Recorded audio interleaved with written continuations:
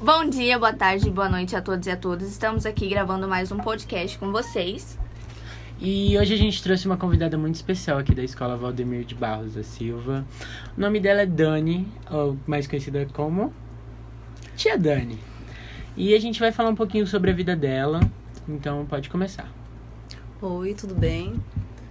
Meu nome é Daniela, eu tenho 36, 37, chegou uma época que a gente já vai perdendo a conta da idade.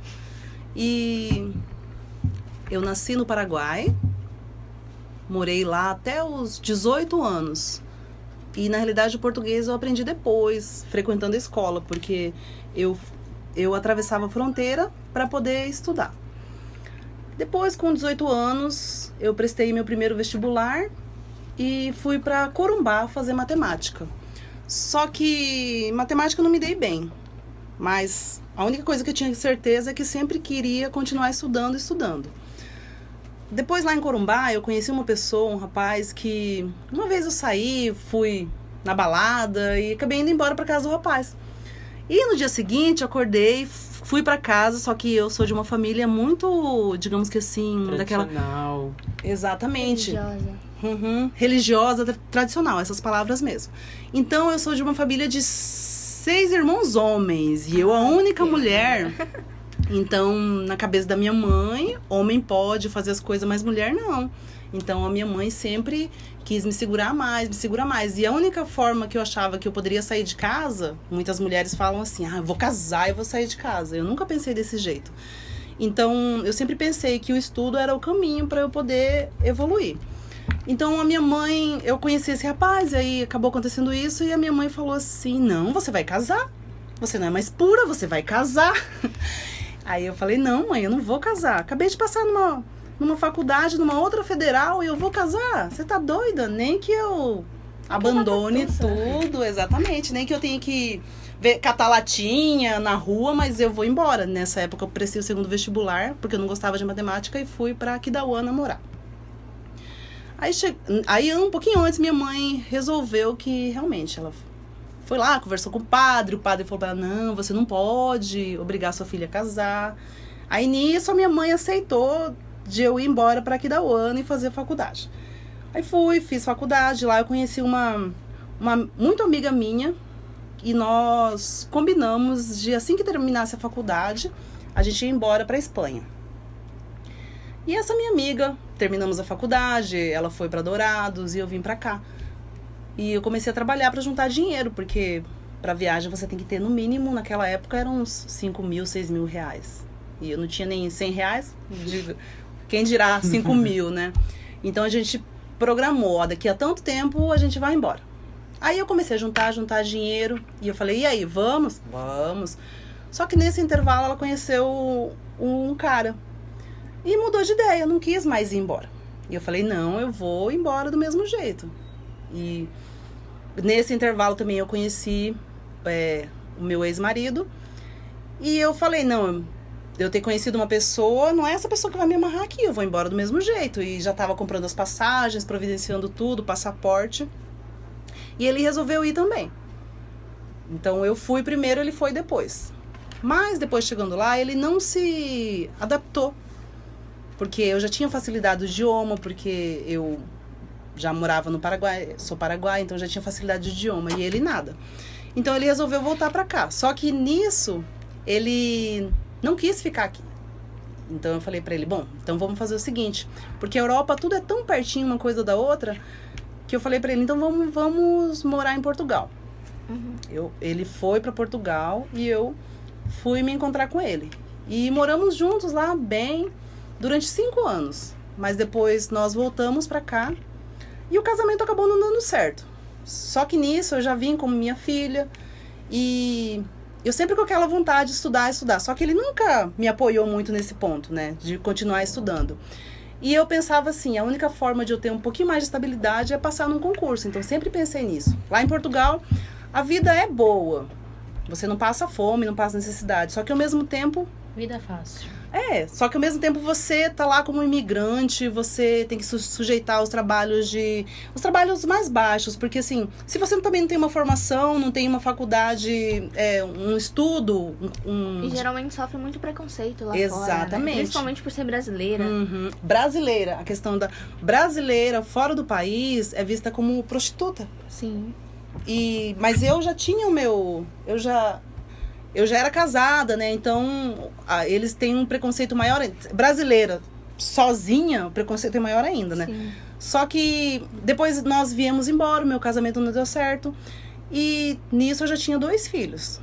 E hoje em dia eu penso assim, que a questão da educação vem em primeiro lugar.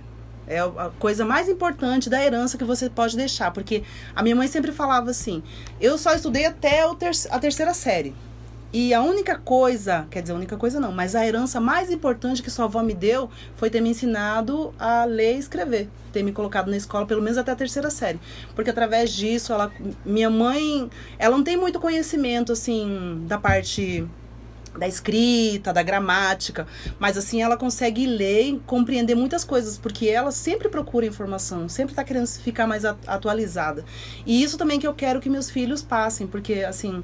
Eu cuido dos meus filhos sozinha, graças a Deus. Tem a ajuda da minha mãe, mas assim, eu trabalho eu vou pra faculdade de manhã, eu trabalho à tarde e me viro nos 30 para fazer meus trabalhos da faculdade também, porque atualmente eu tô em outra faculdade e é o melhor que eu faço. Porque a melhor coisa pra mim é a mulher ter sua independência, não depender dos outros. Uma das melhores coisas que eu fiz na minha vida foi ter tirado minha habilitação. Porque aí você não depende dos outros. Você vai e vem para onde você quiser. Agora, você não sabe dirigir, você não sabe pilotar, você tem que ficar dependendo dos outros, ou ônibus mesmo, é difícil. Então, a habilitação em primeiro lugar. E depois foi, de certo modo, ter saído do meu casamento, porque acho que se eu tivesse com ele ainda, eu ia ser uma pessoa mais reprimida, porque eu não poderia ter amigos, não poderia sair, não poderia me divertir. Então, muitas coisas que eu fiz assim que eu não me arrependo. Acho que você também não teria essa coragem, né? De iniciar coisas novas. O total liberdade pra fazer uma Exatamente. faculdade, porque daí teria mais uma responsabilidade como mulher, né? Sim.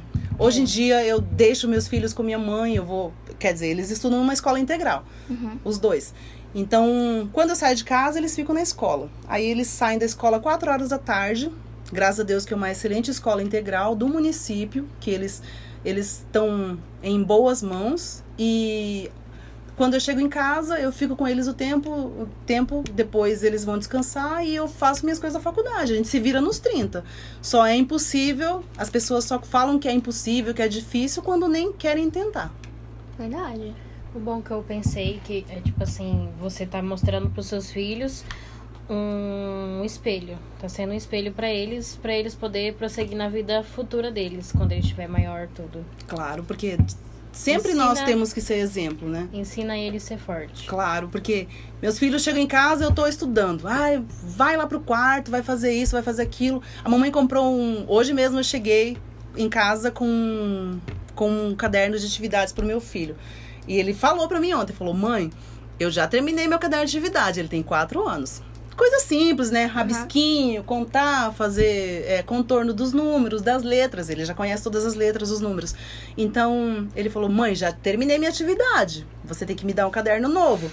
E eu saí do centro na hora certinha, o tempo certinho. Eu cronometrei o tempo pra chegar até a escola das crianças, pra pegar eles, que eles saíram 11 horas hoje. Só que no caminho eu lembrei desse livro. Eu falei, não, eu não posso deixar. Porque assim, ele fala que eu sou a professora dele. Ele fala, professora, como que faz isso aqui? Então eu dou incentivo pra ele. Eu quero que ele faça as atividades. Do mesmo jeito também comprei gibis pra minha filha. Então, você sempre tem que ter... Não adianta você querer cobrar, exigir. Dependendo da idade da criança, não adianta você querer sentar ela na mesa e fazer decorar tabuada ou fazer que ela faça o alfabeto certinho. Tudo tem sua fase, né? Só que você tem que auxiliar também no desenvolvimento dessa fase. Porque a criança, nessa idade, ela só quer brincar, só quer se divertir. Sim. E a leitura de um gibi é uma diversão. Estudar tem que ser algo que você goste de fazer. Estudar não tem que ser um fardo, uma obrigação. né? É uma obrigação. Tem que ser algo que mesmo. você goste de fazer. E eu tento fazer com que a aprendizagem chegue dessa maneira até eles. De uma maneira forma divertida. Não uma coisa obrigatória. Sim. E a educação mudou muito hoje em dia, né? Vocês mesmos veem.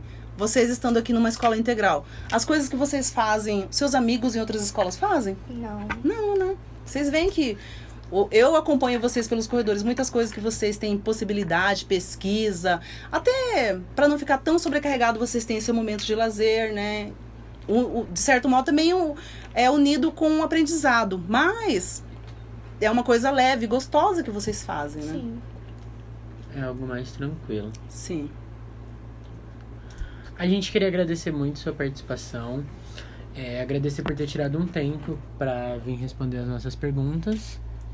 E é isso. Muito obrigado. Eu que agradeço, meninas.